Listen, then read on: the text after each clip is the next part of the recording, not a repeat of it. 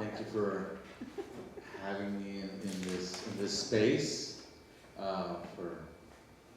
It's a very inviting, very warm space, and I appreciate being here. And I don't want to, a lot of times I do a poetry after about 7 p.m. and it's a very different vibe. It's okay. So we're gonna. I'd like to do some of the poetry that is a little bit more of a relaxed sensation, I guess. And things from my first book, which had a lot to do with family, and I ran out of my own book, so I had to print some poems out this morning. But the first poem that's in that book, Chichara Chorus, is this one, and it's about memories. If you think I helped my abuelita in the kitchen just to be nice and thoughtful, or because it was my duty as the resident grandchild, those would only be partial reasons. We sat together at the table at mid-morning, when the morning coolness would finally surrender to the heat of the rest of the day, and the chicharas continued their gossip chain about Pochorno. We sat together, cleaning beans, limpiando frijol. I helped her selfishly, sitting with my forearm sticking to the plastic table cover, assisting with her discriminatory process. Slowly I became aware that she wasn't just picking out the rocks. With a look of disdain, she also extricated the black beans, the white beans, and with her delicately calloused fingers, she removed the broken, the wrinkled, the unrecognizable, leaving only to her the perfectly pure, the exquisitely pinto. The chosen ones that would be given their space of honor in the cazuela on the altar that we called the stove. She had a rhythm, grabbing a puño of beans and inspecting them, splashing them into the colander, so they made the sound of a lone, complaining chichara. Ch, ch, ch. I helped her selfishly, only so I could hear her stories, each one beginning with, ay, how your father loved that dog. Ay, pero tu tío era tan travieso. Ay, your tías argued and argued and argued. Tu abuelo, ay, se puso tan enojado. I helped to clean the beans, but I was paid in stories. And though sometimes beans are all I have plenty to tell. Wow.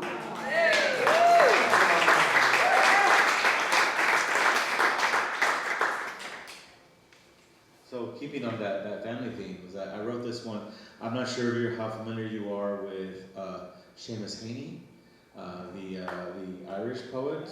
I think he was in Belfast, in Northern Ireland. And he has this great poem that opens up one of his books about all the hard work that his father and his grandfather put together. It's one of my favorite poems of his. And he ends it by saying, it's about their tools, I guess. And he ends it saying that he picks up a pen. Right? And this is a very, very short, this is my reflection on that. My tíos, my uncles, are carpenters, mechanics, plumbers, electricians. They put motors together, houses together, pipes together, wires together, and I feel useless in their midst. So all I do is put words together.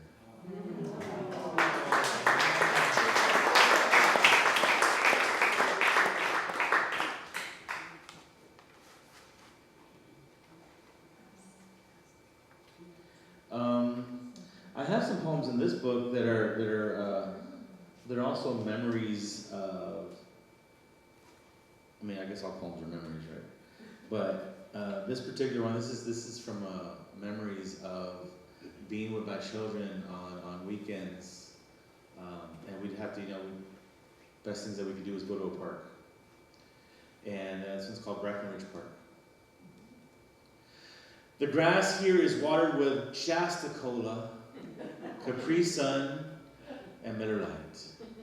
Fertilized by eggs and confetti. Only the confetti is every child's smile left to linger in the air before transforming into gaggles of giggles that mix with the jabbering of those cranes who've been chismeando in these trees since the Payaya first brought their kids to these river shores. It was here that I wrote a letter in ink made of tears on the back of a cottonwood leaf, and I sent it on a breeze I knew no one would ever feel. It's become part of this air, another legend left behind in this park. You might call Breckenridge. We sometimes call Saturday picnic, morning nature walk, Sunday grilling while the kids walk the stone blocks over the river. Eventually, my children will reach that playscape, the mysterious building that we can only speculate about. Really, it's all legend now. It will always be legend in this park, because this park is older than our great-grandparents, who came here with their parents. And maybe it was a bathhouse for the early 09ers, or a mule stable for 1929ers, or probably just cages for the zoo. But to my children, it was a castle. And in their legend, they defended it from an invading force of rival 7-year-olds, and brown squirrels, and the fiercest pigeons known this side of San Pedro Creek. I packed us peanut butter and jelly sandwiches, fruit snacks, granola bars, fresh strawberries, and juice boxes so I could have enough, save enough for 3 tickets on the Eagle. And we were all aboard, hearing the conductor's tales of watching bear tails scurry off into the wood after screaming into the tunnel, and then get off the train at the Japanese tea gardens. Count the number of fish and turtles we could spot before getting back on the train, back toward the zoo, toward the parking lot, toward one more view of this river before the freeway journey home.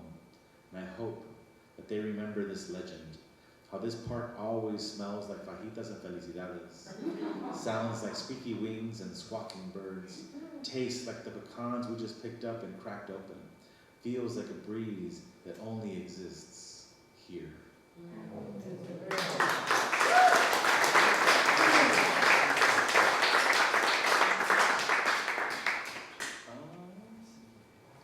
So, also in that first book, I don't know how you feel about mockingbirds.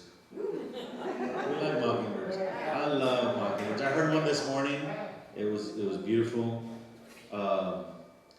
However, I don't like the names. I don't know that it's the right name. So this poem is called Dear Sensemble. I'm sorry. I'm laying it on the colonizer. Don't worry, he's used to it. I don't think he really knew you or understood you. He saw that you used other birds' calls and thought you were mocking them. Landscape artists don't create hills and valleys. They interpret the landscape. Photographers don't create nature. They show you what they see. Do you need to write your own songs to be an artist? Elvis and Frank didn't write their own songs, but would anyone say that they mocked those that did? I think the Nahuatl speakers knew you best, Mr. Sensemble, balladeer of the dawn. They knew you, understood your vocation, heard the voice from your silver feathers, and assigned your nom de plume, Sensemble, or the bird of 400 songs.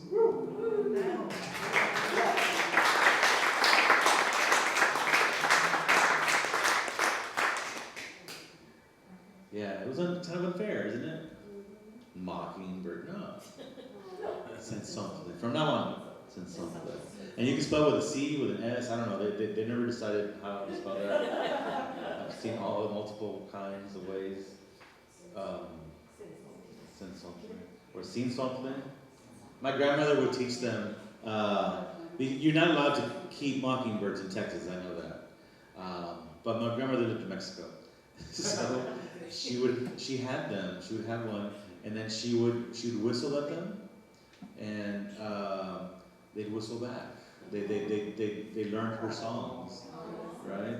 And I don't remember what song she taught. Maybe it was Cielito Lindo or something, I don't know.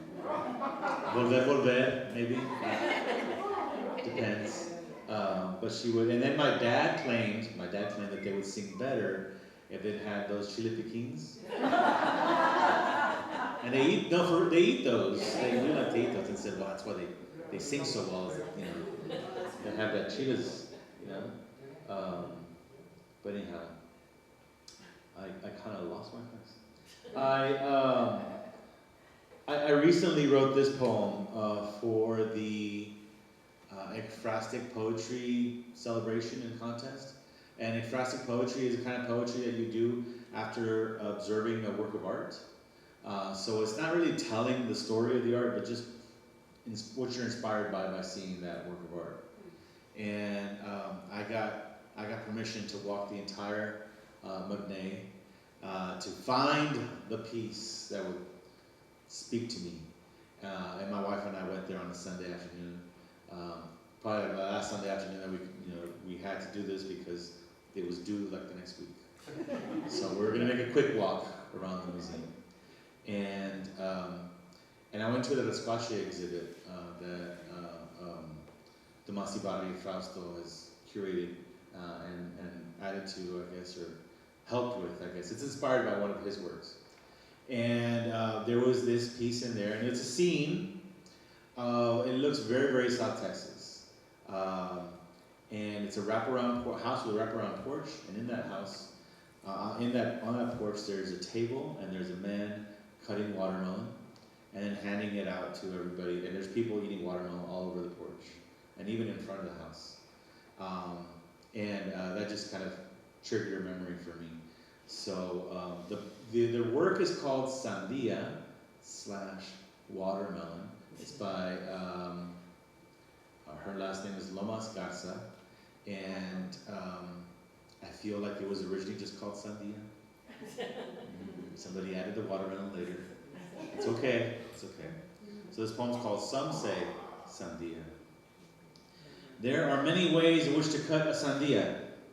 Most of them are wrong. Or so my father says. We always ate watermelon outside on hot summer days, on breezeless afternoons, on the front steps of the house on 11th Street. Así se hace, my dad's instructions, cutting the sandia the right way, the long way. So he and me and my sister could each dig in, holding one slice with two hands, spitting seeds among the weeds of our drought-stricken lawn, an arm's length from the waiting manguera that we would use to wash our faces. I was an adult when I realized there are many ways in which to cut a sandia. Some of them aren't all wrong, and it can be eaten inside with a fork. They come without seeds. For breakfast in a house with air conditioning. When I see a sandia, I think of my father, the slurping sounds of our sucking juice from the rind, sticky cheeks and stickier forearms, letting the hot water escape the hose before the cooler water could come help wash us up. When I see a sandia at a roadside food stand, I think and I ask about its origin and provenance, and I'll ask, ¿de dónde son? Where are they from? Son de Falfurrias. And I get giddy, because every valley-raised child knows a few truths. Summer is the only season that actually exists.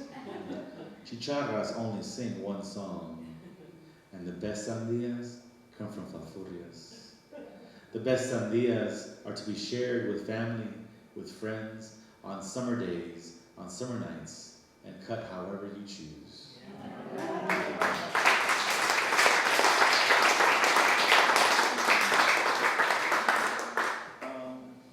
I'm going to end with a poem from here.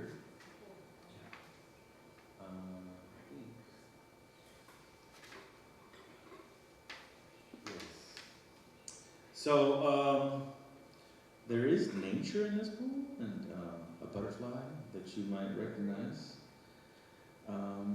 But it's also kind of about how we've gotten to where we are here in this world.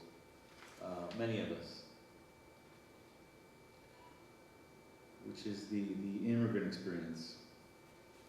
And I call it monarchs. The monarch butterfly has one of the longest migration patterns of any creature on Earth. It travels about 3,000 miles from the forests of central Mexico to the forests of southern Canada, and not one single monarch survives the journey. Instead, each generation pushes the next one northward and forward. They're majestic, they're grand, they're perfectly Mexican. We are monarch butterflies. We come from native royalty. We catch winds, ignore borders, wear our brown and our black and our gold as we dance into the rays de Tonatú, hijos e hijas del quinto sol. My familia has been coming north for centuries. My abuelito made it as far as the border allowed him, but my father crossed over. I've out-traveled him, and I'm pushing my children to go as far as their wings can take them. My gente kept moving north.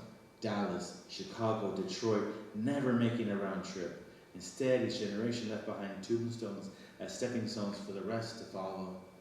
And maybe you can call it assimilation, but we had to adapt to survive. We couldn't blend in with our sarapas and sombreros, so we traded them in for button-downs and ball caps. But now I'm afraid my kids have lost a taste for the nectar of our culture. That they lose more knowledge, more time they spend in classrooms. That our feet losing rhythms of cumbias and huapangos, and our own tongues have grown lazy because Eduardo doesn't have to roll an R when he calls himself Eddie. It's not like we can camouflage among the concrete, protect ourselves from those that want to put us in their net, or remembering that it was the gringo that let no one pass for white El Paso. They say that the reign of these monarchs will be over soon.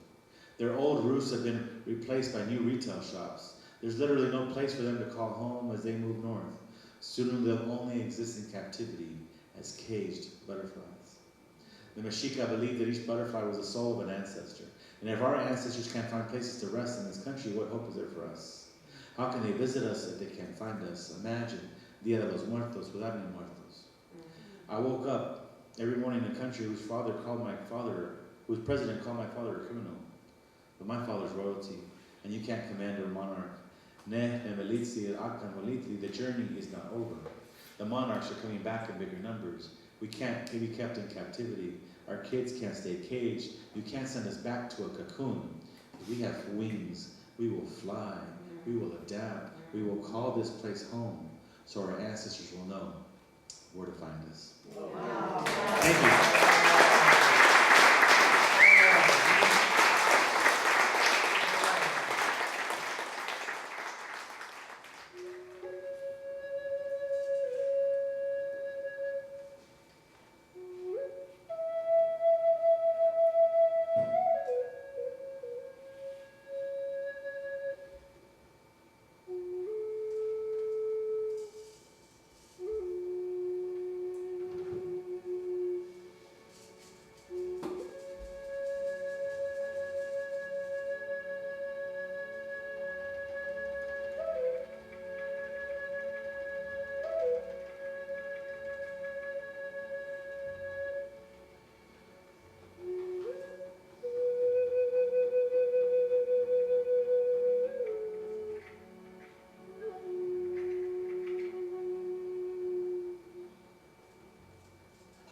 This breath in this moment to anchor us to this sacred experience of being human.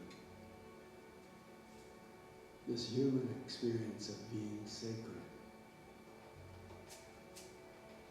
Opening our awareness to embrace our essential oneness with the monarch and the pinto being. To the royal stallion and the humble burro.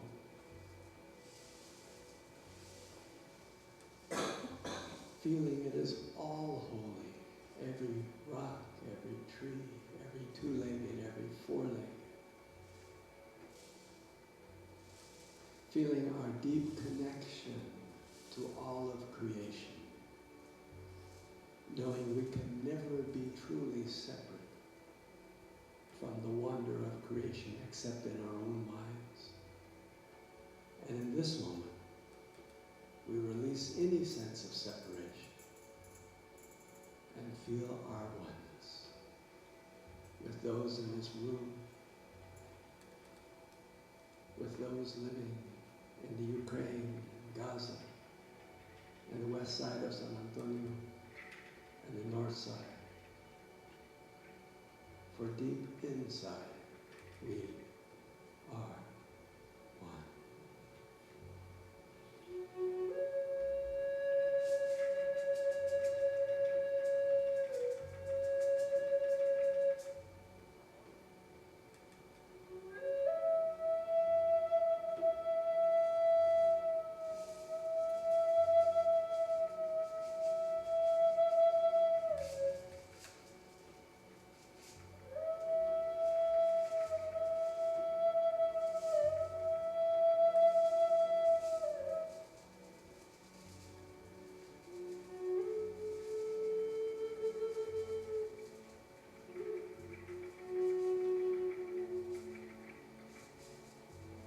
And from this place of oneness and deep connection, we open our hearts and minds to those who suffer in the world, knowing that here, as we sit in peace and comfort,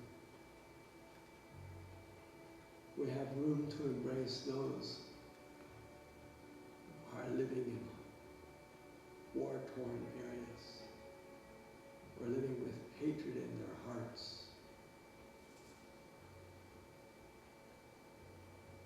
We open ourselves to feel that pain, our own pain as well, for each of us has a pain, whether for ourselves or our loved one. We know that this too is gift, this too is sacred, this too is holy now. And that only good will come of our willingness to experience all of it with heart and mind wide open.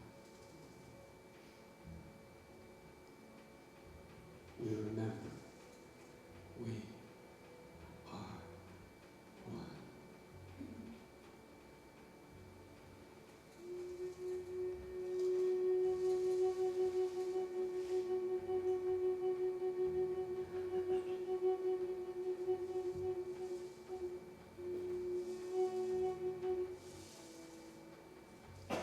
May you, may we, and all beings be blessed as we remember.